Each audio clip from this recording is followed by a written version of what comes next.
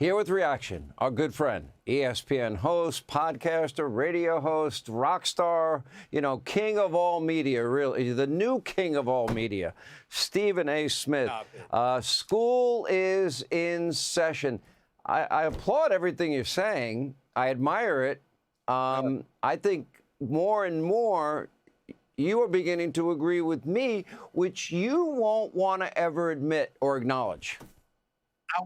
I never admit. A matter of fact, I think that's the worst introduction I've ever received. When you sat up there and talked about it, I'm agreeing with everything you said. I'm like, damn, Sean Hannity's agreeing with everything I said. I mean, I'm missing it. But in all seriousness, man, look, you got a situation where here we are, and we're talking about the vitriol that exists on both sides of the aisle. You've got people out there on the right accusing the left of having Trump derangement syndrome, et cetera, et cetera.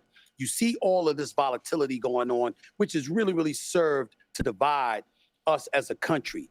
And then you see Trump, after talking about Mamdani the way that he did, allowing them to come to the White House and to talk with one another. And you saw Mamdani accept that invitation, which I thought was very smart for him to do. You see Trump, and he goes out there and, Cuellar, the representative out of Texas, that was supposed to be going on trial. Cuellar, yes, you let him out. He's a Democrat, maybe a moderate, but he's still a Democrat. So you went across the aisle and undid a wrong. At least that's what you're saying. That's your position to take. What you're doing is you're letting the country know it's them.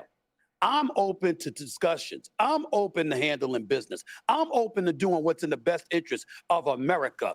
Those folks on the left are the ones that are being rigid and not willing to have negotiations and really have discussions about what's in the best interest of this country. That's the kind of message that he is sending. The people on the right believe it and they side with him. And I dare say you're going to have some independents and centrists who are going to agree with him as well. I think they are. You are saying something deep and very profound and very true. And that is, you can't even agree with a lot of people on the time of day. I don't know how you reconcile those that want open borders, no vetting, with those that believe that we ought to have a legal system in our country. How do you believe in law and order, safety, security should be a top priority to pursue happiness with those who want defund, dismantle, no bail, and reimagine the police? How do you reconcile wanting to cut taxes with those that just want to raise taxes through the roof on everything? And you even said something deep and profound. You don't think Gavin Newsom can win a general election. Well, listen, I don't. And I'm being totally honest. I would hope otherwise. I will tell you something that I've said to many people about Gavin Newsom. His only shot is to move to the center. You've got to disassociate and disconnect yourself from the extreme left. If Mamdani is a socialist and that's the way he's going to stay, that's the mayoral position in New York City, okay? That's not necessarily what Cheryl did in New Jersey or what Spanberger did in Virginia, even though they're Democrats. They're considered to be more moderate.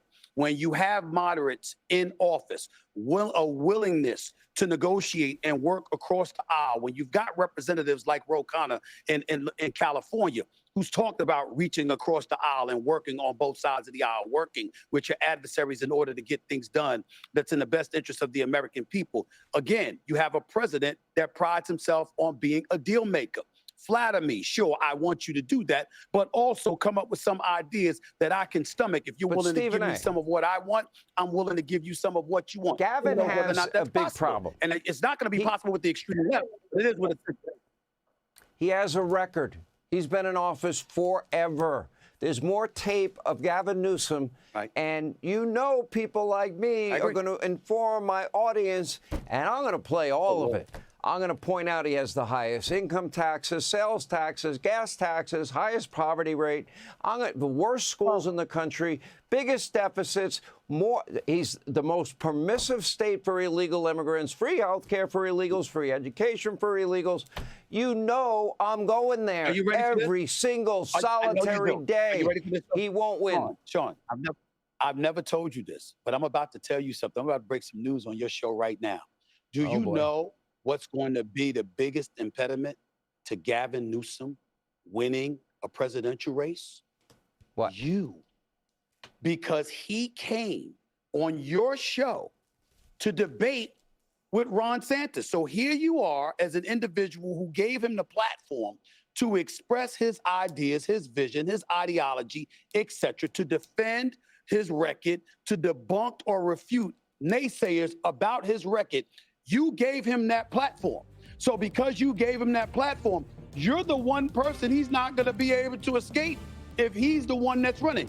I think that if anybody could pull it off, it could possibly be Gavin Newsom, but it is hard to defend the record in regards to affordability, safety in the streets, and of course, the cost of living and the economy in California. It is hard to defend that, which is something that I've said to him and many people close to him over the last year.